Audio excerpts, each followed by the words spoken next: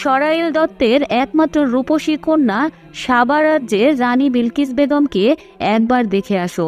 তিনি কতটা রূপের রানী এবং কতটা শক্তির অধিকারিণী তা না দেখলে তুমি কখনোই তা অনুমান করতে পারবে না।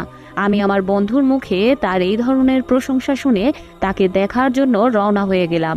দীর্ঘ সময় পথ চলার পরে সাবা রাজ্যের রাজধানীতে গিয়ে পৌঁছালাম। সেখানে পৌঁছে রাজমহলের এক দেয়ালের উপর বসলাম।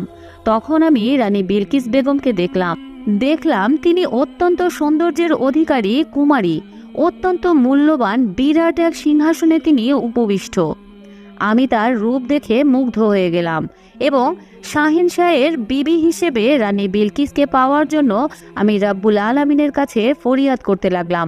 হুদহুদ হযরত সুলাইমান আলাইহিস সালামকে বললেন, হে শাহেনশাহ, এখন আমার পুরস্কার দিন।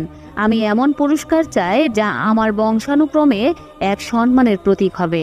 হযরত সুলাইমান আলাইহিস সালাম হুদহুদের কথা শুনে বললেন, তুমি যা বলছো তা যদি সত্যি হয়ে থাকে তাহলে অবশ্যই তুমি এর পুরস্কার পাবে, কিন্তু এর পূর্বে তুমি সত্যবাদী নাকি মিথ্যাবাদী আমি যাচাই করে দেখব। আর যদি তুমি তোমার সংবাদে সত্যবাদী হয়ে থাকো তাহলে অবশ্যই তোমার মাথায় এক স্মরণীয় মুকুট স্থাপন করে দেওয়ার জন্য আমি আল্লাহ রাব্বুল আলামিনের দরবারে ফরিয়াদ জানাবো। আর যদি তুমি মিথ্যাবাদী হও তাহলে অবশ্যই তোমাকে শাস্তি প্রদান করব। হুদহুদ তখন বলল, আপনার নিকট মিথ্যা কথা বলার মতো দুঃসাহস আমার নেই। আমি যা কিছু বলছি সব কিছুই সত্য কথাই বলছি। প্রকৃতপক্ষে ঘটনা এর চেয়ে আরও বেশি অত্যন্ত সুন্দর এবং ব্যাপক।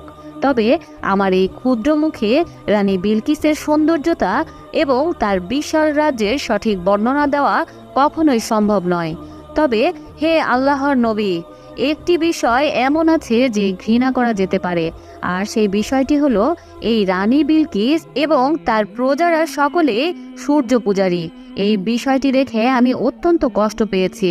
হযরত সুলাইমান আলাইহিস সালাম হুদহুদের মুখে এমন কথা শুনে জিজ্ঞাসা করলেন, তুমি কি তাদেরকে সূর্য পূজা করতে দেখেছো?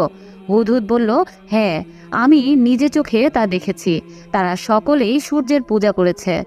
আর হে আল্লাহর নবী, শয়তান তাদের পথ প্রদর্শন করেছে।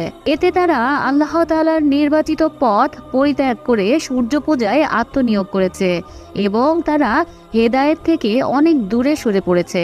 হযরত সুলাইমান আলাইহিস সালাম হুদহুদের কথা শুনে বললেন, হে হুদহুদ, আমি চাই তোমাকে বিশেষ দূত বানিয়ে আমার পত্র রানী বিলকিসের নিকট প্রেরণ করব, আর এটা বহন করে তুমি নিজেই পৌঁছে দিয়ে আসবে এবং আমি দেখতে চাই রানী বিলকিস উক্ত পত্র পাওয়া মাত্রই সেটির উত্তর প্রদান করে কিনা।